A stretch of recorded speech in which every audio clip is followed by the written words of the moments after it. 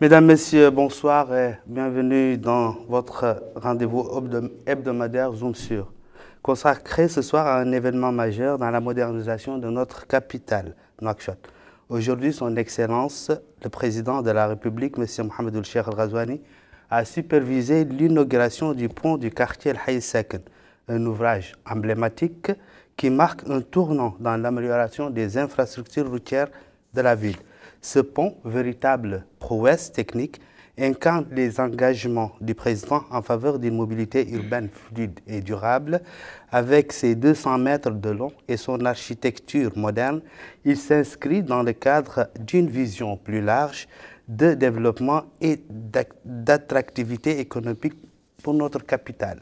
Afin de nous édifier sur ce sujet, nous recevons ce soir sur notre plateau Monsieur Boval Mahfouz, chargé de mission au ministère de l'Équipement et des Transports. Bonsoir. Merci.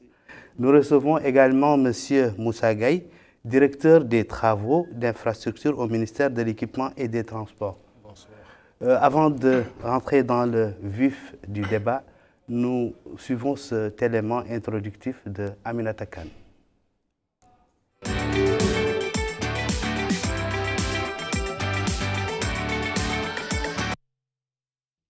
Haï Saken, un quartier relevant de la Muqata'a de Dar Naïm, le président de la République, Mohamed Ould-Cheikh El Ghazouani, a supervisé l'inauguration du pont. Un pont en béton armé qui mesure 200 mètres de long, 12 mètres de large et 7 mètres de hauteur, en plus d'une voie d'accès de 71 mètres de long et un point rond de 10,5 mètres de diamètre. Le président de la République, Mohamed Ould-Cheikh El Ghazouani, et les membres du gouvernement ont suivi à cet effet un exposé sur les caractéristiques de cet ouvrage et son rôle dans la fluidification du trafic.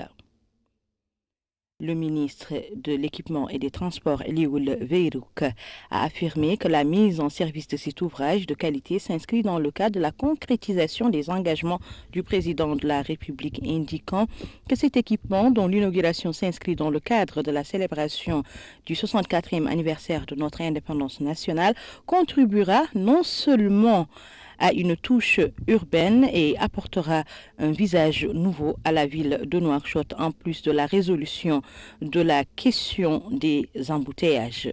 Le plan directeur urbain 2040 recommande la mise en place d'un système de transport de masse efficace et efficient avec des voies et des ponts réservés dans le cadre de la solution durable. Lui succédant, Mme Fatmetoumit Abdelmalek, président de la région de Nouakchott, a souligné l'importance de la réalisation du pont qui va apporter une touche esthétique au visage de la ville de Nouakchott et contribuera ainsi à la fluidité du trafic, à relier plus facilement les différentes zones de la capitale ainsi qu'à soutenir le développement économique local. Le maire de Dar Naïm, Momo Ould Khotoboul Momo, en son nom et au nom du maire de la commune de Taïret, a indiqué que ce pont constitue une étape importante dans le renforcement des infrastructures de la ville de Nouakchott et contribuera à la création d'un transport public de masse efficace et de grande capacité. Le maire a appelé à permettre aux communes de Dar Naïm et de Taïret d'exploiter les places adjacentes du pont pour préserver l'aspect urbain et contribuer à la modernisation de la ville. La cérémonie d'inauguration s'est déroulée en présence de plusieurs membres du gouvernement et des responsables des services militaires et de sécurité.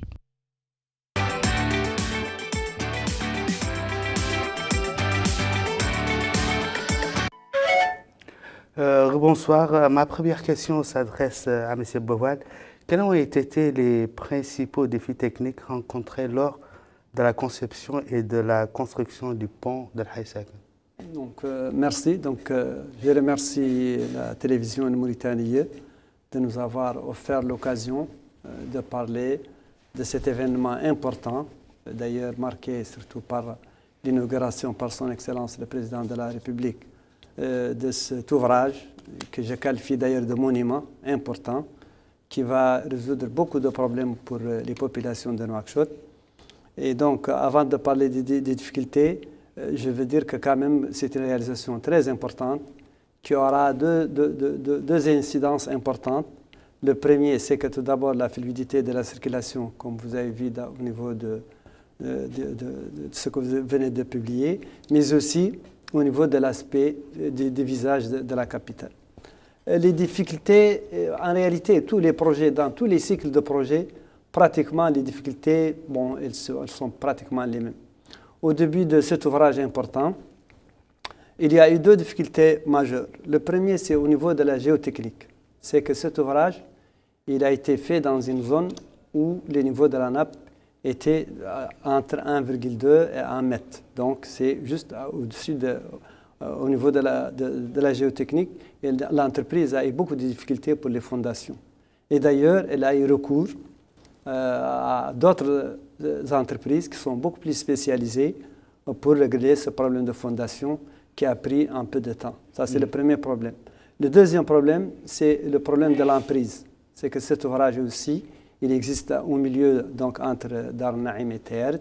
Et au niveau de cette zone, il y avait deux sortes de difficultés. Celles qui sont au niveau du sous-sol, parce qu'en fait, il y a plusieurs concessionnaires. Comme vous le savez, il y a les tuyaux pour la SN2E, il y a les câbles électriques, il y a la Moritel, ainsi de suite. Et donc, ce problème aussi a constitué, c'était parmi les difficultés. La deuxième difficulté, c'est l'emprise elle-même. Parce que vous savez que c'est occupé par des populations. Et donc, pour régler ce problème, il a fallu créer une commission d'expropriation qui a siégé sur ce sujet et qui a, heureusement, cette commission qui est composée de 5 ministères et qui est présidée par le département a pu quand même régler un grand problème, le problème d'expropriation des gens, surtout sans bruit. Et ça, il faut le dire, parce que c'est vraiment une grande réalisation. Ça, ce sont les premières difficultés.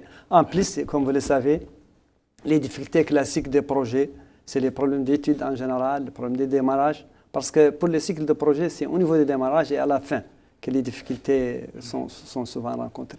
Donc, ce sont les deux difficultés techniques majeures qui ont créé des problèmes et qui ont été, alhamdoulilah, surmontées et qui ont, voilà, on a abouti à la réalisation de ce grand ouvrage important pour la fluidité de la circulation et pour le visage de la capitale. Monsieur Gaye, si vous désirez rebondir sur ce qu'il vient de dire, il a parlé des incidences positives et architecturales de ce projet. Pouvez-vous nous parler de son financement? Oui, donc, comme mon collègue l'a si bien dit, nous remercions la TVM de donner l'opportunité de parler de ce projet très important. Et pour revenir à votre question, ce projet a été financé à 100% par l'État mauritanien. Et les fonds étaient disponibles. Du début à la fin, il n'y a pas eu de problème de financement. Et tout a été payé à temps. Pour un montant global, nous avons encore payé à 100% parce qu'on vient juste de faire la réception. Mais le montant du marché s'élève à 3 milliards 185 millions en Seine-Ouguiya. Donc, c'est ça le coût du projet. Bon, donc, mais pour toutes les demandes de paiement posées par l'entreprise, elles ont toutes été réglées. Donc, par rapport au financement, il n'y a aucun problème. Financement 100% État. Voilà. Et comment cette décision reflète-t-elle les priorités du gouvernement en matière d'infrastructure? Je pense que l'édification du pont elle-même démontre en tout cas l'aspect très important que doit jouer cet ouvrage dans le système global de communication au sein de la ville. C'est un pont, comme tout le monde l'a dit, d'abord, avant tout, c'est un ouvrage routier. Donc, il permet de fluidifier le trafic, il permet d'éviter les embouteillages, il permet de le rendre beaucoup plus rapide, mais aussi, c'est un ouvrage d'art. Il contribue vraiment à l'amélioration de la vie dans la cité. Et ça permet aussi de rehausser un peu le mental des riverains, parce que ce n'est pas donné à tout le monde, en tout cas jusqu'à aujourd'hui, beaucoup de Mauritaniens ne savent pas ce que c'est qu'un pont. Mais là, petit à petit, donc, on s'y met, et c'est un ouvrage qui va marquer en tout cas la vie de beaucoup de nos concitoyens en termes de modernisation du réseau routier national.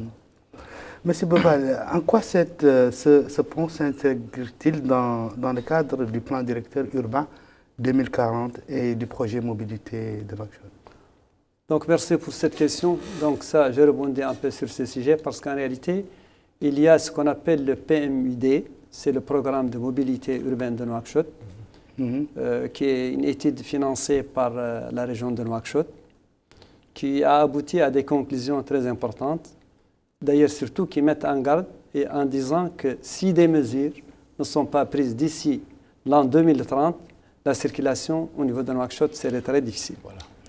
Donc parmi ces recommandations était de créer ce qu'on appelle des voies réservées et multiplier les ponts. Les voies réservées s'inscrivent dans le cadre d'un autre projet important qui s'appelle les BHNS, qui sont les bis à haut niveau de service, qui a plusieurs axes. On va peut-être y revenir.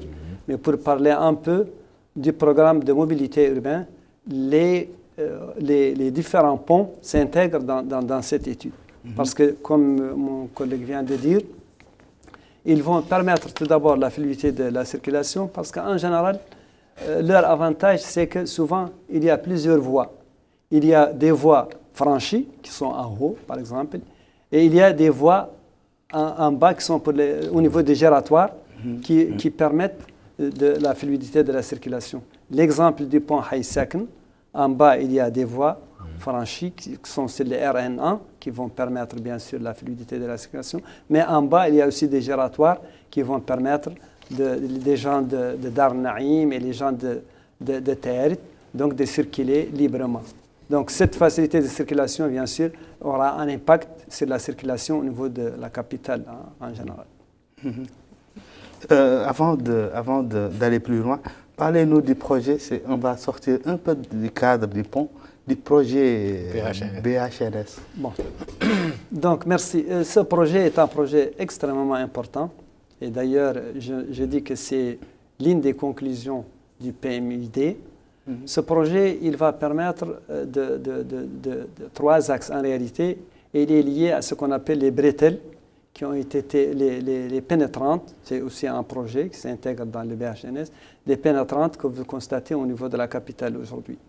Il y a le BHNS1 qui concerne l'axe qui va du pont communément appelé pont Bamako, qui est nouvellement appelé Taazour, jusqu'au pont de l'Amitié, pont Madrid.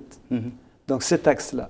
Cet axe est caractérisé, il est sur 11 km, il est caractérisé par 14 stations distantes de 800 mètres, avec bien sûr des stations qui vont permettre aux passagers d'accéder librement au bis sans crainte. Et donc, il y a une voie qui est réservée à l'intérieur qui est exclusivement destinée à la circulation des bis. Ce sont, comme le nom l'indique, des bis à haut niveau de service, qui sont caractérisés tout d'abord par une signalisation intelligente. Donc, ils auront toujours la priorité. Et il y a même des capteurs au niveau des bis. Tout ceci, c'est pour permettre la fluidité de la circulation et surtout pour que aussi qu'il y ait une indépendance par rapport c'est-à-dire au classique. C'est que les gens ont l'habitude d'avoir des voitures particulières. Ça va s'intégrer dans le transport public, surtout. Donc, ce BHNS1 est pratiquement achevé. Il y a aussi le BHNS2 qui concerne l'axe Toujounine polyclinique. Ça aussi, c'est un axe pour lequel pratiquement les travaux sont avancés. Il est de 11 km et il y a environ 13 stations. Donc ces voies sont des voies réservées aux bis et ils fonctionnent de la même manière. Il y a un troisième BHNS qui va en fait du pont Madrid, mais qui passe vers le campus universitaire, en passant par Carrefour Sabah, jusqu'à le Carrefour Sabah, en passant par Zaïd, en passant aussi par le campus universitaire. Donc ça, c'est un projet extrêmement important, qui est accompagné aussi par l'acquisition des bis, parce que ça, il faut le dire, parce que vous savez, au niveau de la STP, elle a connu une évolution très importante, ça il faut le dire, parce que je crois que son parc aujourd'hui, il est de l'ordre de 272 ou aux environs de 270 bis, et qui sont plus ou moins très bien gérés. Et aujourd'hui, c'est une entreprise qui commence vraiment à connaître quand même une évolution importante, qui a un impact aussi sur le transport urbain, surtout envers les périphéries. Monsieur Gaye, est-ce qu'il nous a parlé de cet ambitieux projet? Est-ce que des mesures pour accompagner les chauffeurs, les riverains ont été prises pour réduire non seulement les embouteillages, et ça ne sert à rien de faire des ouvrages beaux s'ils vont être détruits par des chauffards qui ne sont pas formés sur ça. Non, donc, in fine, il y aura tout un processus de sensibilisation sur ce projet. Il a même été entamé pour sensibiliser d'abord les utilisateurs, les populations de manière générale, pour qu'ils sachent de quoi il s'agit.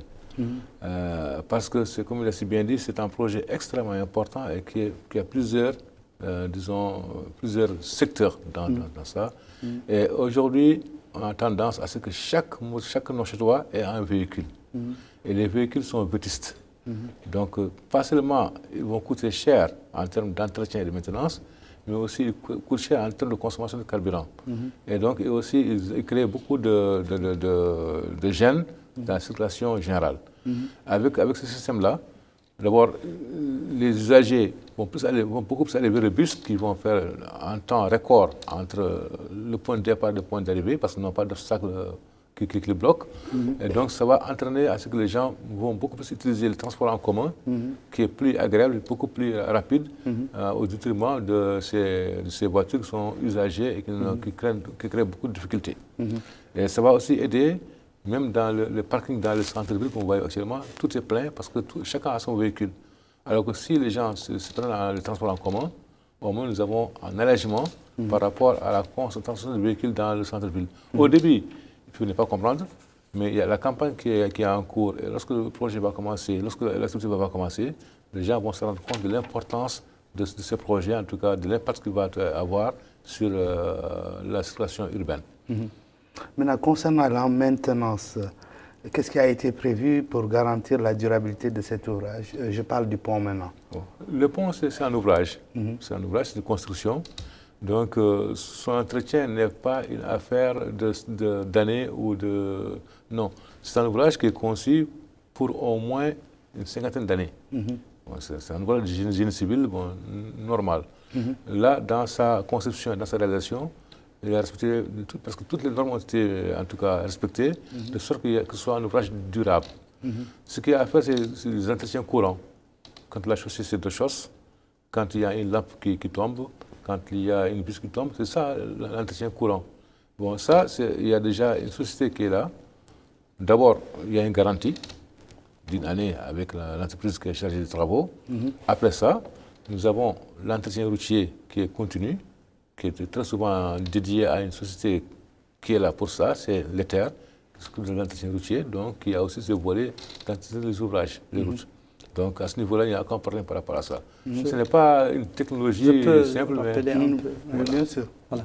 Je rebondis un peu sur ce sujet de maintenance, parce que comme Guy vient de dire, il y a ce qu'on appelle la maintenance classique. Dans ce genre de projet, il y a tout d'abord, il vient de dire, il y a une année de suivi, mais il y a ce qu'on appelle la garantie décennale aussi. En général, c'est des ouvrages qui sont garantis pour une période.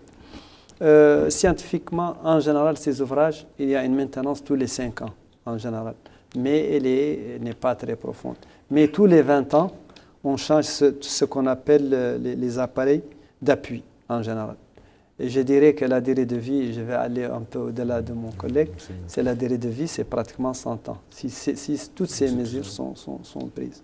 Mais en général, ce qu'il faut éviter, c'est certaines pratiques, malheureusement, que d'ailleurs vous allez constater sur toutes les autres chaussées, c'est que les populations doivent être conscientes que l'intérêt, c'est pour les populations. D'ailleurs, ce n'est pas seulement pour le pont, mais pour tous les autres ouvrages ou tous les autres équipements. C'est que cette conscience, malheureusement, pour la plupart, il est besoin que des campagnes de sensibilisation soient faites pour que les populations sentent que le tout est pour eux.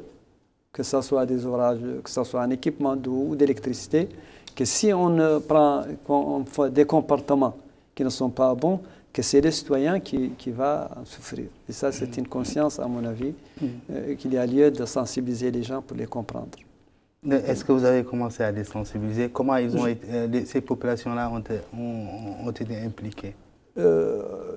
Bon, nouvellement, il faut l'avouer, et c'est mon point de vue, c'est personnel, c'est que ces actions, ce que vous venez de voir, des missions qui sont actuellement en train de se faire par le gouvernement, pour que tous les projets au niveau des régions, que les populations soient associées, cette approche participative, à mon avis, est l'une des solutions pour éviter les problèmes qu'on est en train de rencontrer actuellement. Je ne peux pas confirmer que pour ce projet spécifique qu'il y a une sensibilisation en avant. Mais quand même, je vous dis que cette approche participative est, à mon avis, l'une des solutions pour régler les problèmes qu'on rencontre avec les mauvais usages qu'on fait sur les équipements de l'État. Monsieur Gaye, est-ce que le pont est-ce qu'il est équipé de technologies modernes pour, par exemple, surveiller son état? Il vient de parler de son état sur une durée de 100 ans et surtout assurer la sécurité des usagers. Je pense qu'il y a un aspect sur lequel il faut être très clair. Cet ouvrage ne nécessite pas de technologie particulière pour son utilisation. C'est un ouvrage basique, classique, c'est une route qui est juste surélevée. Donc il n'y a rien de particulier par rapport à ça. Bon. Maintenant, par rapport à la sécurité, donc il y a la sécurité des piétons, la sécurité des véhicules, donc il y a des dispositions qui sont prises par rapport à ça. Il y a de deux côtés du pont, donc de l'extrémité de la chaussée, il y a des trottoirs qui permettent aux gens de circuler tranquillement. Et on a séparé, contrairement au pont de Taazour, Bamako, ici on a mis un terre-plein central pour qu'il n'y ait pas de retour de véhicules. On a constaté au niveau de Bamako. Et les véhicules il y a deux sens qui sont séparés par ce terre-plein central. Et logiquement, il n'y a pas de problème particulier par rapport à ça. Les voitures ne se croisent pas et les populations se déplacent sur les bords. Donc il n'y a pas de risque particulier. Est-ce que vous pouvez prévoir les retombées économiques attendues pour les populations où la commune de Dar Naïm et celle de Théâtre? Comment cet ouvrage peut-il impacter économiquement ces deux communes? Il faut bien comprendre une chose, c'est que ces ouvrages ne sont pas réalisés pour avoir une retombée économique, non. Mais leur utilisation peut aider, peut soulager les populations dans leur vie quotidienne. Parce qu'il n'y a pas un apport entre le pont et les populations. Mais le fait de gagner du temps, le fait d'éviter un embouteillage, ça permet aux populations d'avoir en tout cas un retour sur leur consommation de carburant, et en temps. À ce niveau-là.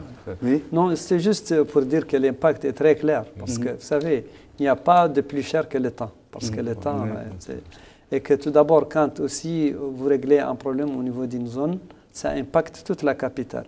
Quand aujourd'hui il y a un blocage au niveau de la circulation, que ce soit au niveau de l'un des autres ponts, si vous créez un ouvrage qui va permettre une fluidité de la circulation, l'impact est direct sur les populations. Mais ici, quand même, je veux revenir sur les choses, ce n'est pas un autre sujet, mais à mon avis, il faut aussi l'avouer, c'est que pour ce grand ouvrage, comment il a été réalisé, c'est que je rappelle qu'au mois d'août, le taux d'exécution, d'avancement, était de l'ordre de 55%. Et que, voilà, il a été réceptionné aujourd'hui et que c'est un travail qui est formidable, qu'il faut avouer aussi, qui a été fait dans un délai incroyable pratiquement à notre niveau. Mais c'est grâce à quoi?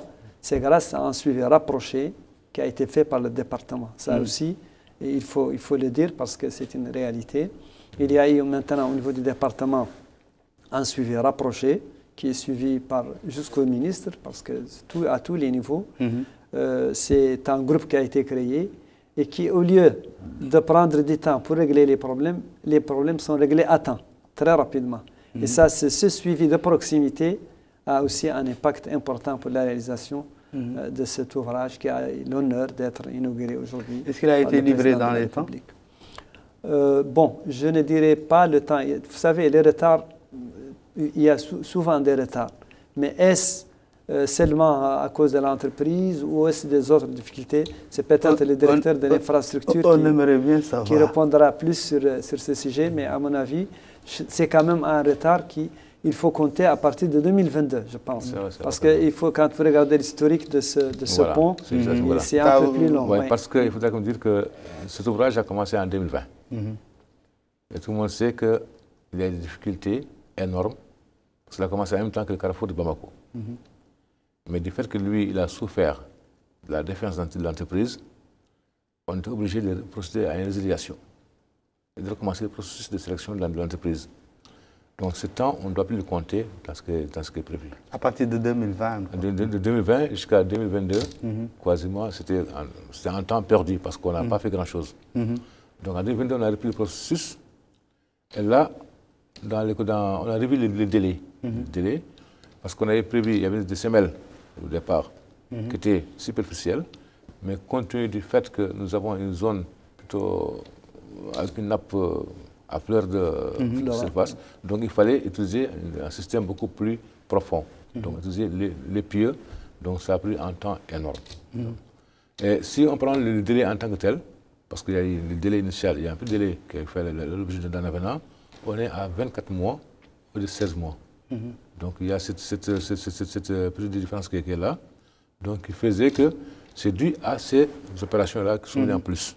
Voilà. Donc on a des difficultés d'ordre technique par rapport à l'ouvrage. Une question un peu plus technique, peut-être je ne suis pas spécialiste dans ce domaine. Quels sont les niveaux de charge que le pont peut supporter? Je pense que c'est une question pertinente, pour moi en tout cas. Oui, le pont déjà, on se dit une chose, là, à la fin du projet, on a fait un test. Un test pour voir comment réagit le pont à pleine charge. Donc dans les calculs, on accepte jusqu'à une compression de 10 mm. C'est accepté déjà.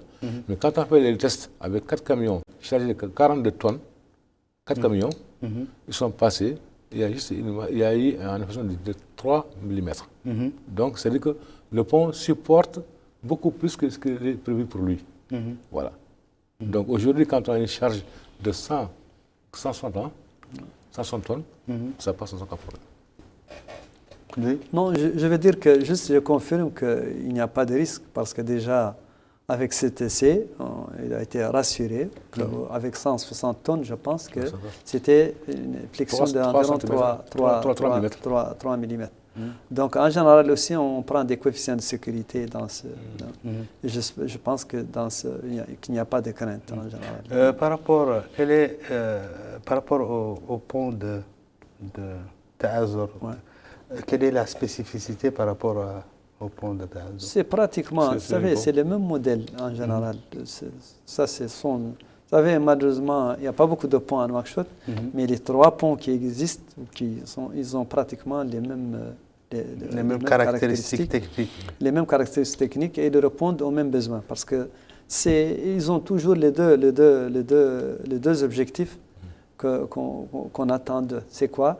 C'est la fluidité de la circulation et le visage aussi qu'on donne à la capitale. Parce que après, Inch'Allah, bientôt la mise en service du pont de Madrid. C'était la prochaine question. C'est pour quand? C'est bientôt, c'est pratiquement. Il y a un délai contractuel, mais je pense que l'administration est en train de pousser l'entreprise. C'est pratiquement, la réalité, pratiquement les travaux sont achevés. Mais il y a des délais contractuels et l'administration est en train de voir comment on peut le mettre en exploitation avant la date prévue. Je ne peux pas dire une date précise, mais je crois que l'administration... Vous savez, dans ces projets, il y a 3 acteurs, dans tous les projets qui sont classiques. Il y a l'administration, maître d'ouvrage, il y a l'ingénieur conseil et il y a l'entreprise. Donc il faut qu'ils soient d'accord sur une mise en exploitation pour que l'ouvrage soit exploité. Mais je pense quand même que, je vous dis, pratiquement les travaux sont achevés. Vous avez parlé de capteurs, que le pont est équipé de capteurs. Est-ce que vous pouvez nous expliquer? Non, j'ai parlé de capteurs au niveau des bus. Ok, des bus. Parce qu'au niveau des bus, j'ai dit qu'au niveau du BHNS, maintenant, il y a ce qu'on appelle une signalisation intelligente. C'est qu'au niveau de la circulation, le bus, il a un capteur, et quand le bus vient, on lui donne la priorité. Il y a une signalisation tricolore, qui identifie donc le bis et qui lui donne la priorité par rapport aux autres. Ça, c'est une technologie qui a été en réalité sur la région de Nouakchott qui finance ce volet de signalisation intelligente et qui va permettre aussi une rapidité parce qu'en réalité, ces bis, ils ont une particularité, c'est qu'ils ont calculé sur une vitesse donnée. Je pense que c'était 70 km à l'heure. Ils vont maintenant vers 50 pour être plus sûr, 50 km à l'heure, et qui vont permettre surtout de pouvoir, ça dépend de la capacité de la charge, ils vont essayer d'aider un peu pour fluidifier surtout la circulation et faciliter le transport. Je rappelle aussi qu'il y a un aspect social important au niveau de ces projets, c'est que le prix du transport au niveau de ces bis, il est de 10 MRI au niveau des axes principaux, et il est de 5 MRI au niveau pour les périphéries. Ça, c'est aussi c'est encourageant. Ouais. Et comment, je vous pose la question, le financement, vous avez parlé du financement de l'État. Est-ce que cela impacte le budget de votre ministère? Ça, je ne sais pas ce que je l'ai dit en introduction, parce qu'il faut l'avouer, notre département, le ministère, quand vous le comparez, il constitue pratiquement, en 2024, le budget du département à lui seul, il constituait 48% du montant du budget d'investissement pour le gouvernement. Mais c'est pourquoi? Parce qu'en réalité, c'est des infrastructures qui coûtent très cher. Si je vous dis qu'aujourd'hui, qu'à 1 km de voie bitumée, il varie entre 100 millions MRO à 130 millions.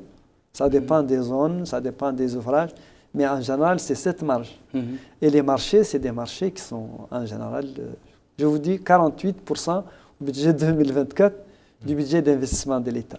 C'est des ouvrages qui sont coûteux, Et donc, pour ce projet, je pense qu'il est de l'ordre de 10 milliards et quelques. Pour le BHNS. BHNS, oui. C'est le financement de l'État. Mais je vous dis que l'impact est extrêmement important parce que c'est vraiment une révolution pour le transport au niveau de la ville de Nouakchott. Je vous dis que dans les conclusions de l'étude de PMID, si ces mesures ne sont pas prises, en 2030, la circulation serait impossible au niveau de Nouakchott. Parce que déjà, vous voyez, et là, je dis que vous avez ces derniers mois, il y a eu des actions qui ont été faites au niveau de Nouakchott qui ont aussi donné des résultats importants. Quand vous regardez au niveau du marché capital, vous voyez maintenant, ce sont des actions très importantes qui ont été faites par l'administration, par le ministère de l'équipement, par les autorités administratives et par aussi la police. Oui. Et là, le conseil régional. Bon, il y a eu la participation de tout le monde et surtout, ce qui était extraordinaire, c'est que les populations aussi ont accepté sans problème et même ont aidé à réaliser ce que vous avez vu. Quand au début, il y avait des voies de 40 mètres et le passage était moins de 10 mètres. Vous savez, les marchands ambulants, les chauffeurs qui ne sont pas très organisés, qui étaient sur la voie. Et lorsque cette action a été engagée, elle a permis le visage que vous voyez au niveau de la capitale. On est en train de la pousser maintenant vers le marché qu'on appelle communément le marché du Maroc. Le marché au niveau dans les jours qui suivent, on va commencer aussi cette action pour libérer aussi ces emprises. La sensibilisation a déjà commencé et dans la semaine prochaine, normalement, on doit commencer à libérer ces espaces publics. Parce que moi, je pense que c'est un problème surtout de conviction. Quand les populations sentent que c'est dans leur intérêt, en général, ils adhèrent. Ils adhèrent facilement. Pour cette opération au niveau de la capitale, le carrefour polyclinique et carrefour BM2, on n'a pas eu beaucoup de difficultés à libérer l'espace public et à organiser la circulation. C'est aussi l'utilisation de la numérisation et la sécurisation, ça aussi, ça a participé, il faut l'avouer. Et ces derniers temps, vous constatez la présence des agents de police et tout ça, elle est beaucoup plus accentuée. Et ça aussi a réglé beaucoup de problèmes de circulation. Au niveau même de la capitale, bien sûr, on est en train de le faire aussi au niveau des autres autres zones de la ville de Nouakchott. Merci. Il a entre autres parlé du budget et des actions qui ont été déjà réalisées. En plus de ces 3 ponts, cela fait partie sûrement d'une vision plus large et globale pour transformer la capitale et naturellement l'intérieur. Si vous pouvez nous parler un peu de la vision de votre ministère, un peu plus globalement, en plus de ce qu'il vient de citer. Oui, donc, on a déjà parlé de 2 aspects, l'aspect des ponts, de cet aspect des bus à haut niveau de service, mais aussi parallèlement à ça, on continue à ouvrir les voiries, donc dans les quartiers, et aussi on pense surtout à avoir une contournante qui va contourner toute la ville de Nouakchott, de sorte que ça va faire comme une corniche. Une corniche, donc c'est pas un projet, c'est déjà en cours d'exécution. Donc les marchés sont déjà attribués. Et incessamment, il y aura une pause de lancement des travaux incessamment, donc certainement durant le mois de janvier. Donc c'est déjà pour dire qu'on va, ça c'est dans le cadre du programme prioritaire de développement de Nouakchott.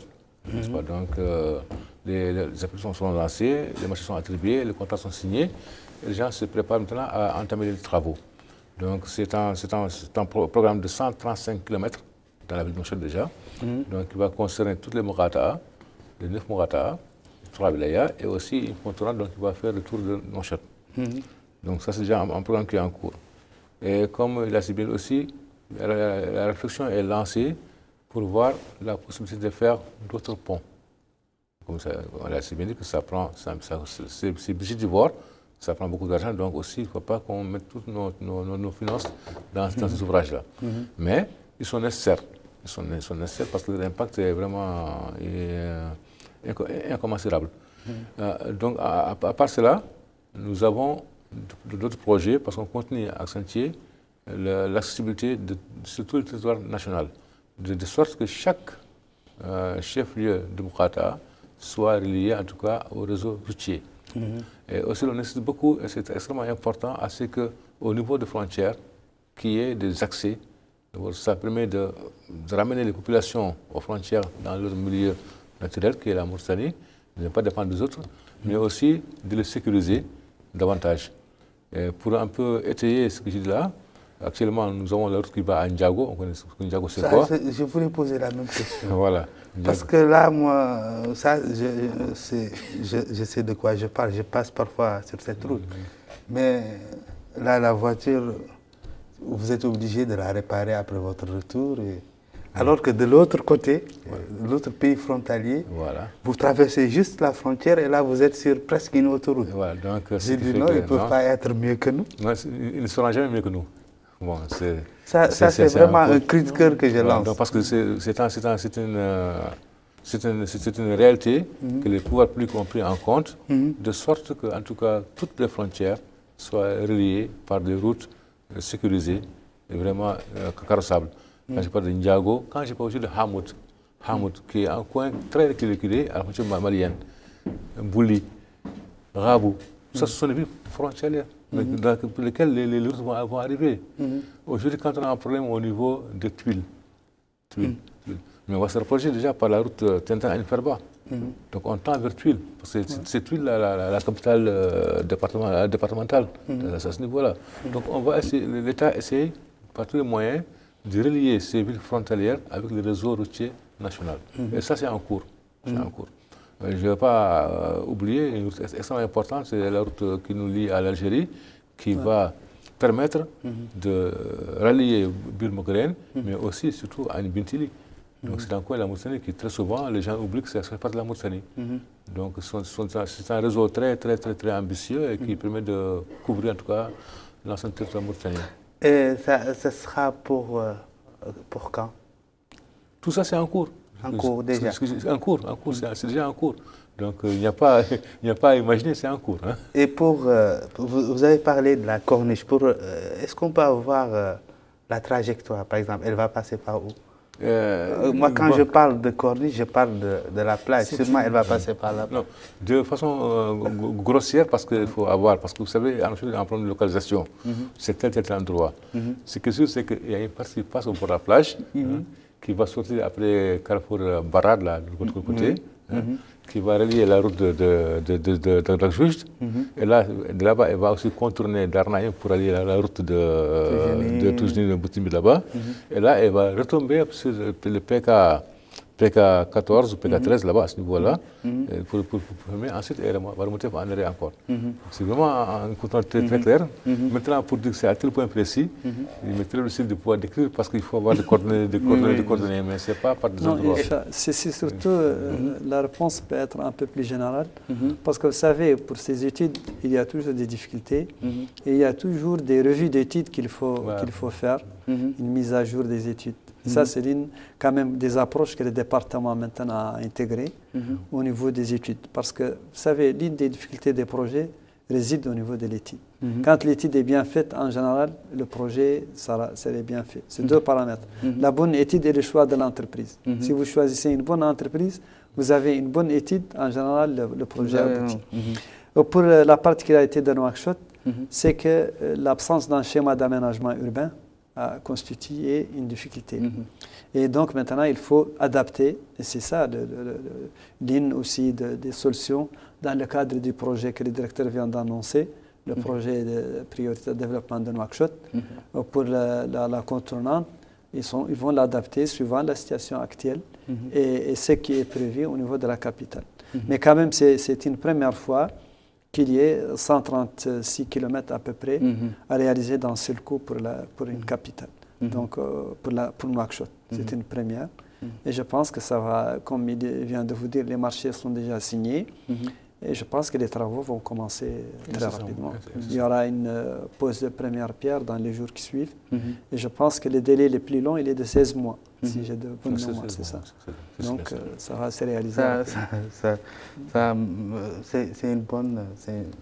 En tout cas, c'est une bonne nouvelle pour nous autres qui passons par la route de Diago. Ça, c'est l'intégration et c'est l'une des préoccupations. En général, parce que comme il vient de vous dire, au niveau du département, cette intégration inter-État, elle existe et les solutions sont déjà... La vision quand même est déjà là, elle est très claire et elle va régler ce problème. Aujourd'hui, quand même, il y a une particularité, c'est que toutes les capitales régionales, à mon avis, rares sont les muqata'a qui ne sont pas reliés. Et celles qui ne sont pas reliées sont en voie. Je dis en voie, c'est que les marchés sont déjà en cours. Et là, je rappelle que le département, depuis le mandat du président, il y a eu plus de 3000 km de voies bitumées qui ont été réalisées. Ça, c'est aussi important, il faut le rappeler. Et ce qui est en train de se réaliser maintenant, ça s'ajoute à cela. Donc, il y a beaucoup de projets qui sont en cours et je pense qu'ils vont, avec cette nouvelle approche de suivi rapproché, ils vont être réalisés dans les délais, ou du moins dans des délais raisonnables. D'accord. Oui, monsieur le directeur.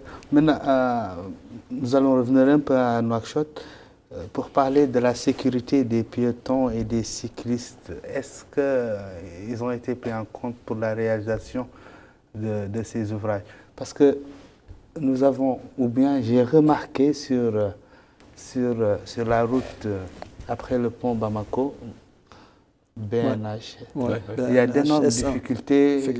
Il y a d'énormes difficultés. Comment vous allez faire pour pallier à ce genre de problème?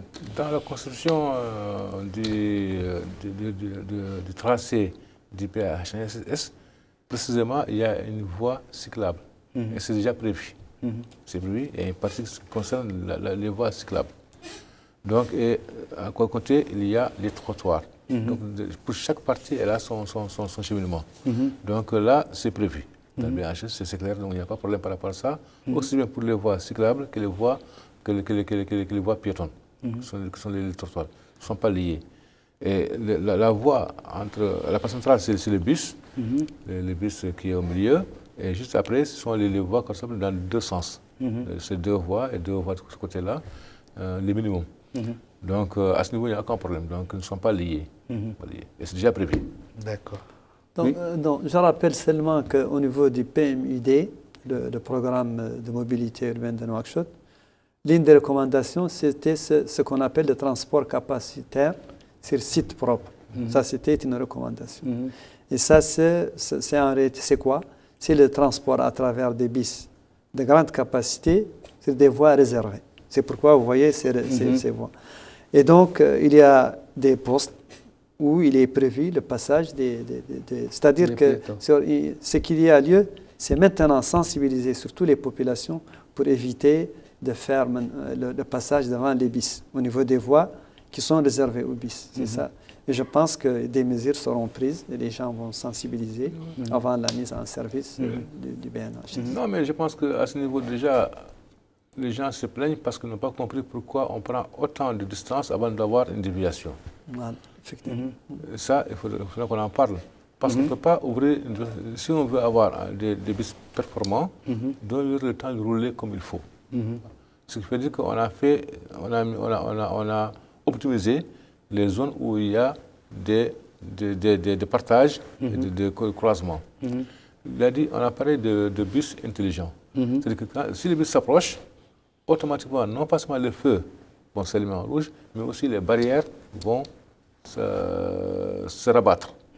De sorte que les personnes et les véhicules doivent s'arrêter, parce qu'il y a la priorité. Ça, c'est au niveau du croisement. Les autres niveaux, si quelqu'un se met à traverser, en tout cas, une route n'importe où, il se met en danger. Et surtout que là, le bus il vient à une grande vitesse. Parce que 50 km à l'heure dans une ville, c'est une grande vitesse. On roule à 30, 40 dans une ville, mais 50 km déjà, c'est déjà beaucoup. Donc, ces bus-là, ils ont quand même une vitesse de 50 km, 50 ou 70 km quand même, c'est un peu rapide. Donc, les personnes doivent être sensibilisées de sorte qu'elles ne traversent pas ces zones-là qui sont interdites, en tout cas, à des traversées. Ouais, c'est extrêmement important. Donc, il y a des barrières prévues pour le passage des piétons. Oui, c'est que les piétons peuvent toujours traverser. Mais quand le bus s'approche, il va signaler le bord. Les feux seront allumés en rouge. Et aussi, les barrières vont se rabattre de sorte que le passage est coupé. Aussi bien pour les piétons que pour les véhicules. Je rappelle quand même qu'en plus de ça, il y a, au niveau des abris bus, il est fait à un certain niveau, pratiquement au niveau du bus, pour éviter aussi les accidents pour les gens. Cette sécurité a été prise en considération. Et au niveau de chaque station, il y a aussi le poste où on peut couper, où on peut avoir le billet. Et donc, c'est au niveau du bus qu'on fasse la validation. Au niveau du bus, on ne coupe pas les billets, mais on valide les billets. Et à côté de chaque poste, il y a donc un endroit où vous pouvez avoir la carte d'une façon digitale, ou vous pouvez l'avoir aussi manuellement. Ça, c'est fait pour répondre aux besoins des populations. En tout cas, merci merci pour votre disponibilité et ces réponses claires. Si vous avez un dernier mot, là, je ne pose pas de questions, je vous laisse parler. Donc, merci de nous avoir offert l'occasion pour parler de cette thématique, de cette problématique très importante. Je pense qu'aujourd'hui, c'est un événement important, qu'il y ait la présence de Son Excellence le Président de la République pour inaugurer un ouvrage aussi important, qui aura certainement un impact important sur les populations, pour la fluidité de la circulation, et qui donne aussi un visage pour notre capitale. Et on est très ambitieux parce qu'il y aura un autre pont, et aussi il y aura beaucoup de voies, je vous dis, une première qu'il y ait 136 km pour la capitale dans le projet prioritaire pour le développement de la ville de Nouakchott.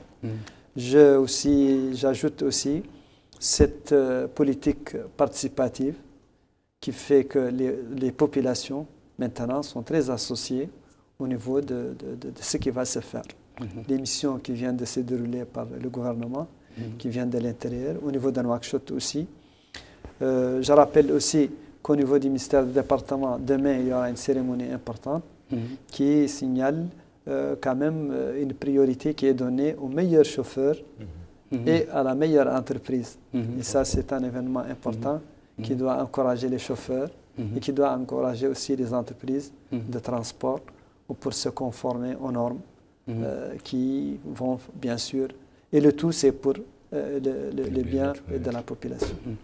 Merci. Monsieur Gueye, avant de vous donner votre dernier mot, j'ai une question. Il y a certaines villes, parce qu'elle m'a été envoyée, je suis obligé de la poser.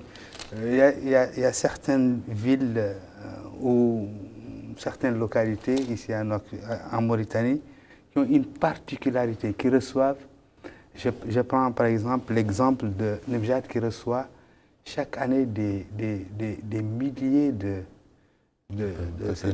pèlerins. Est-ce que ce genre de localités sont prévues dans votre plan pour construire une route, par exemple? Je ne peux pas répondre à ce niveau-là, parce que ce sont des programmations. Ok, merci. Donc, l'essentiel pour moi, c'est de passer l'information. Voilà. Maintenant, votre dernier mot. Donc, comme aujourd'hui, on a l'occasion de parler de cet ouvrage très important, qui est le pont de Haïsaken, je tiens d'abord à manifester ma fierté d'avoir réalisé un ouvrage aussi important par des opérateurs nationaux. C'est extrêmement important. Moi, je suis c'est très important. Moi, je suis un peu du métier, donc pas un peu, moi, je suis du métier, et je sais ce que c'est que construire un pont. On peut avoir la technique et non pas la technologie. Là, les deux ont été alliés. Quand un jour on avait imaginé qu'on va prendre une poutre qui fait 1 mètre de hauteur, 30 mètres de large et 20 mètres de long, qu'on le prend et qu'on le pose à une hauteur de 7 mètres, ce n'est pas évident. On doit se dire la vérité, ce n'est pas évident. Donc je suis très fier qu'une entreprise nationale, que des ouvriers nationaux, qu'un bureau d'études en partie national, qu'un bureau de contrôle national et bien sûr l'administration nationale sont arrivés à faire un tel ouvrage, j'en suis fier. Cela va permettre à l'État, aux partenaires, d'oser faire d'autres ouvrages. Ça, c'est un pont. Et nous, on doit penser à faire des échangeurs. C'est la suite sur laquelle on va aller. Si on est sûr qu'on peut avoir des opérateurs locaux qui sont capables de faire de tels ouvrages, ça veut dire qu'on va arriver à des coûts moindres. Donc ça nous permet d'oser d'en faire autant. Et on va créer la richesse ici. On va faire travailler les Mauritaniens. Franchement parler, je ne pouvais pas passer cette occasion-là sans dire ma fierté, en tout cas, à tous les peuples mauritaniens par rapport à la raison de cet ouvrage-là. Et on doit en faire un bon usage. Merci. Merci beaucoup. En tout cas, merci à vous deux. Je rappelle que j'étais avec M. Beval Mahfo, chargé de mission au ministère de l'Équipement et des Transports. Merci. J'étais également avec M. Moussa Gaye, directeur des travaux d'infrastructure au ministère de l'Équipement et des Transports. Merci. Merci beaucoup. Merci pour toutes ces informations. Quant à moi, je vous dis à la semaine prochaine. Au revoir. Inch'Allah.